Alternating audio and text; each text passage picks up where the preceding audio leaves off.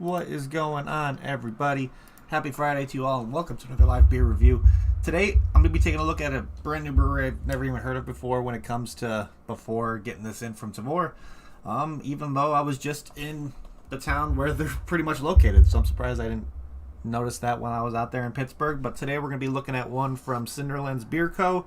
over in Pittsburgh, because today we got like a, I don't want to consider it's kind of like a fruited sour, but it's a little bit different. They kind of took two components of like your like heavy smoothie shake kind of sour and kind of added components of like a kettle kind of sour to it. So it should be an interesting twist because we got some cherries and berries space today. And I think that can art's pretty damn cool if you say so myself. I don't know, it has that kind of abstract modern kind of artwork to it, which I think is pretty damn cool. But yeah, and they have like a cool little logo guy. He looks like a shake too. So I'm expecting this to be really creamy, having some really nice tart notes, especially with this being predominantly cherries and two different kinds of berries in here. I'm expecting nice tartness, maybe a nice like kind of creamy element to it, but who knows? This guy comes in at a whopping, where was it? Hold on, I gotta sneeze. Well, it actually says no. What the hell? Hold on. Hold on a second here. Where's the ABV on this thing? What the hell? It doesn't even say an ABV on here on Untapped. Hold on. What the hell? Okay, 7.2% ABV. There we go. I don't know why it's all the way at the bottom and not at the can. That's kind of upsetting. But yeah, 7.2% ABV. So not really boozy flavors are going to be coming through at this at all. But I'm expecting some really, really nice like tart berry flavors along with like a nice creaminess to it. So who knows what we're going to get. But before we're cracking this guy open, let's talk about Cinderlands a little bit really quick. So they have two locations in Pittsburgh. One on like the Strip District of downtown Pittsburgh. And then they opened a tap room in Wexford, Pennsylvania too as well. So they have all kinds of different varieties when it comes to IPAs, kind of lagers, all that kind of stuff. They play around with different varieties and all that kind of stuff. Plus, their food menu looks pretty extraordinary. They have a couple locations where they serve food. And that always catches my attention because from multiple experiences, breweries kind of tend to be some of the best places to get food nowadays too as well, because they kind of stick to that like local kind of cuisine kind of thing. Everything fresh, everything local. It's just going to be absolutely delicious. So let's crack this guy open. I'm kind of curious about this one. I want to see if these elements of a nice kind of tart ale, when it comes to maybe those like cherry flavors in this, along with maybe seeing if there's going to have like a shake kind of element to it. So who knows? Let's crack this guy open and find out and see what we get on the smell. Okay, let's see. Oh yeah, definitely getting a lot of tart cherry on the front. So that's kind of be expected, to be honest.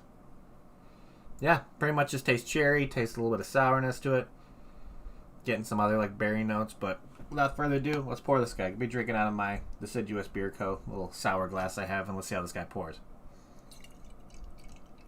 Okay, so kind of has a little bit of clarity right now. Not really that much heaviness. Let's get a swirl around in there, get things moving, and see if it starts coming out a little bit heavier. No, it's not really coming out too heavy, but definitely has a nice kind of deep red color to it. Something you would expect from a nice kind of sour ale with cherries in there. Just look, as a nice deep, like almost purplish kind of red to it. Yeah, still getting a lot of those like wine cherry notes a little bit. Sometimes when you like have wine, it kind of gives notes of like those tart fermented like fruit flavors. But yeah, this smells pretty damn good. So let's give this a try. So cheers, everybody. Happy Friday.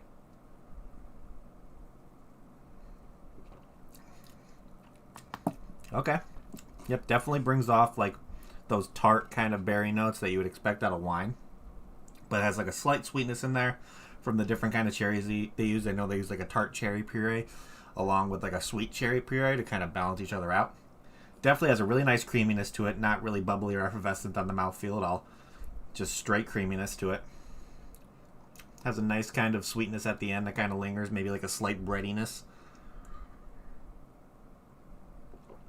But overall, yeah, it's pretty delicious. Pretty damn delicious if I say so myself. Really, really nice. So, looking here, I don't think this one is available at the brewery right now because I've had this in my possession for a little bit.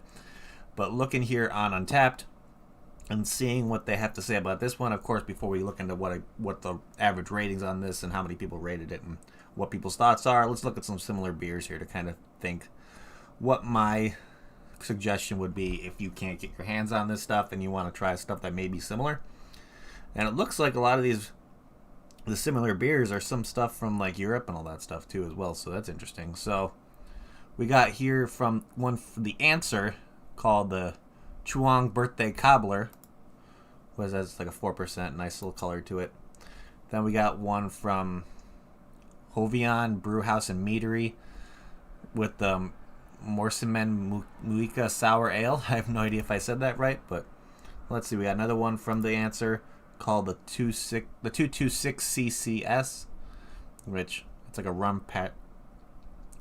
passion fruit painkiller with stone fruit tribbles. That's interesting. I don't know if that's actually a cocktail or something like that. But then we have a Tart der Liebling from Obscure Oscillation Brewing Co. That's a similar beer, so it looks. Oh, that has a weird color to it. It's a Bock, huh? Interesting. So adding like Bock elements to a sour beer, to be honest. And then we got the Swirl Sickle Pineapple from Electric Brewing Company. Okay, so it's the swirl. Okay, that's like a frozen kind of swirly kind of thing. So that's one of those cocktails. So that's interesting. So from what I see right here, I don't know if I can really suggest. I would probably do from the Chuang Birthday Cobbler to be the most similar to this one. This is definitely an interesting kind of similar beer stuff they put on here because they have different kind of styles that I wouldn't really put in with this because one's just like a dessert kind of thing you would use with beer because I know a lot of breweries are doing that now, and then one is like a box style but it's a sour, so this is very, very interesting kind of things they're doing here. But yeah, really, really liking the flavors I'm getting off this one.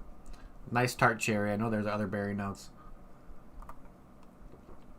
but what they say for the description of this one is a tart shake brewed with tart cherry puree, sweet cherry puree, raspberry puree, blackberry puree, milk sugar, and vanilla bean. So you're getting those two like cherry flavors mingling with each other. You're getting the tartness, you're getting the sweetness, and plus the raspberry and the blackberry are going to kind of bring off a little bit more natural tart flavors along with like a nice sweetness to add along with it.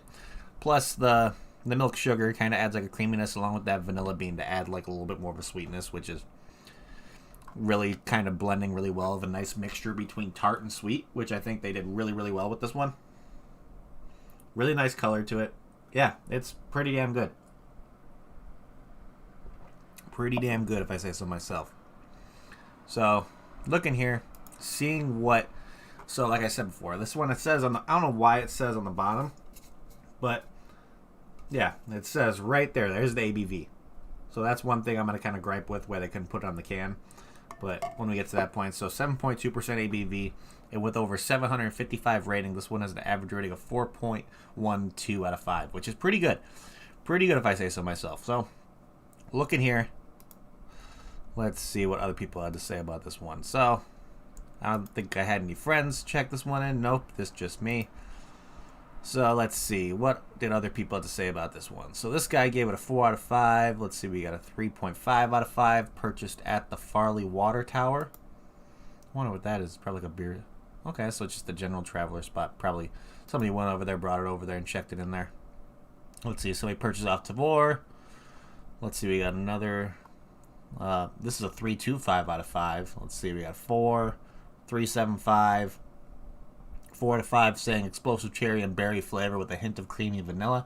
I definitely agree with that. Let's see. We got a 4.5 out of 5. Purchased off Tavor. We got a 3.5. 4.5. Let's see, we got another 4.5, 4.5. So we have a pretty decent amount of like 4.5 and a little bit lower, averaging around the 4. There's some of those like 3.25s, 3.5s are kind of averaging out to be that like 4 average rating. So yeah, pretty good ratings overall. So yeah, I think this one's really solid. It's definitely not something that would be like overly... It's not overly sweet. It's not overly tart. I think my tartness scale on this one would probably be maybe like a 2.5, 3. It's not too tart. It definitely gets muted at the end with the sweetness that comes through. The vanilla and the black and all the different berries kind of overtake it when it comes to how tart it is. So it's not really like a predominant sour flavor, which is pretty nice. So overall, yeah, it's pretty damn delicious. So let's start figuring out what we're going to be doing for our ratings here. But Let me pour the rest of it in from the can in there. Not really getting much thicker, but that's okay. Can art. Yeah, I already had a gripe on it where they didn't put the ABV on here, which it is what it is. I might take a little bit of a rating off my with the can art with that one, but I really like that kind of abstract kind of swirls with the cherries on there. Definitely has like a very modern kind of can art to it. Really like the colors, kind of having that like holographic kind of greens and purples mixing with like the reds and kind of looking like they're orange and all that stuff. So really, really nice. I really like the modern, very, very modern and slick can art for this one. Very, very nice. So I'm probably going to give this one a solid 4 out of 5 for can art. Really nice. Definitely is something that would appeal to me when I like go into a liquor store or bottle shop and if I saw that, just because of the holographic kind of notes to it and all the swirls along. And I really enjoy when they put what's actually in the beer on the can as well. It kind of gives you an idea of what you're going to be drinking before you drink it, which is always a great kind of thing. So let's see. If I got this beer in a flight at Cinderlands, would I get another one? To be honest, I probably would. I really like it. I definitely like the tart cherry in there. Kind of gets to the point where it's like, it's almost to the point where it feels predominant, and then it kind of smooths it out with that nice sweet like cherry puree flavor, and then you get the raspberry and the blackberry kind of lingering in the back notes. There's a nice sweetness from the vanilla and the milk sugar. Has a nice creamy mouthfeel. Overall, yeah, pretty damn solid. I think they did a pretty damn good job with this one. So, what is my final rating on this guy going to be? That's the question. Let's see. Let's see.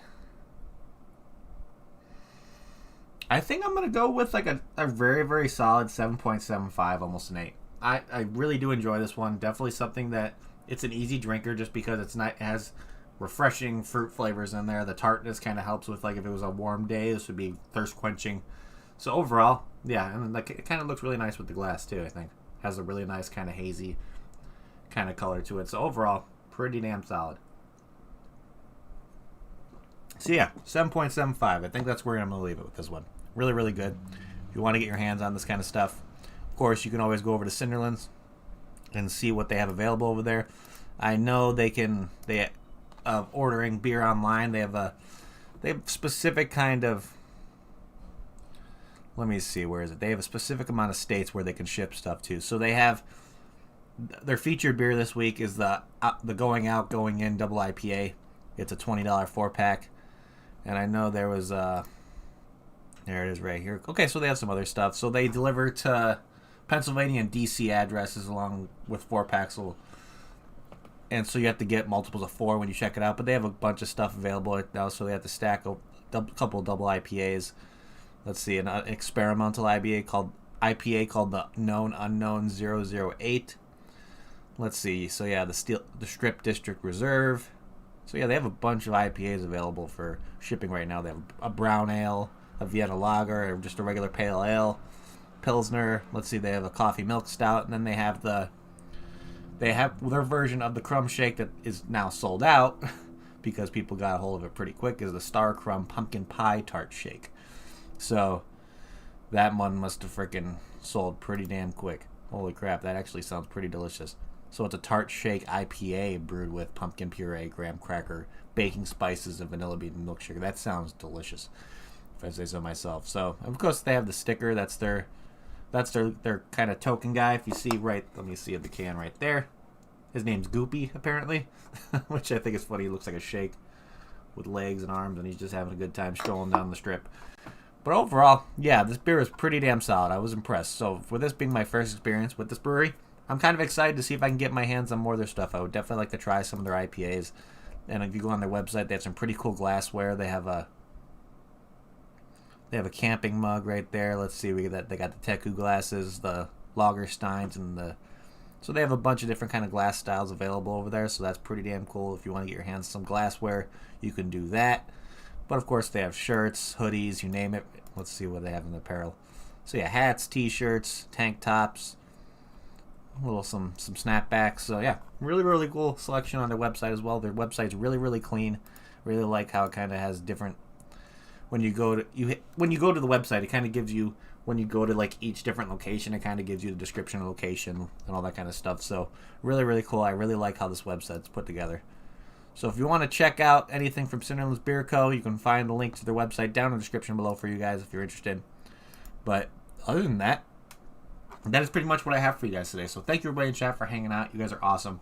If you haven't already, please hit that like button. It would help me out a lot. And if you like what you see and you're new to the channel, hit that subscribe button along with that notification bell. I think I just finally hit 460 subs, which I don't know if I was above that or below that, where subs kind of went away, but I think it was kind of teetering on almost 460 at one point. So getting closer to 500, 400 away. Not 400 away, freaking 40 away from 500, which is really cool. And who knows, maybe we'll hit that 1,000 mark eventually down the road. We shall see. But other than that, if you're looking to see a nice social media aspect of beer drinking, I can always recommend the website, Untapped. It's a great platform. You can check in beers, get badges, all that kind of stuff. See what other people are drinking, see what's popular in your area. It's a really, really cool platform. You can see people like me, Wintucky, Duchess. I know Lee's on there, not the real Gerard Butler. Let's see, I know the Typhons are on there, Sean and Lizzie, the Angry Hippies themselves. So a bunch of people over there on Untapped. It's a really fun kind of time over there. We check in stuff and see what other people are drinking, and maybe if you can see if anything's available in your area that somebody else is drinking, that may be something you're interested in. Who knows? But other than that, that is pretty much it, guys. Thank you, Duchess. I greatly appreciate it, my friend. Kentucky, hope you have a great day too. But yeah, other than that, that's pretty much it, ladies and gentlemen. So thank you again, everybody, for hanging out. You guys are awesome. And I'm going to end it like I always end it before we get the hell out of here. If you're going to drink responsibly. Don't drink and drive. And I'll see you all next time. Cheers.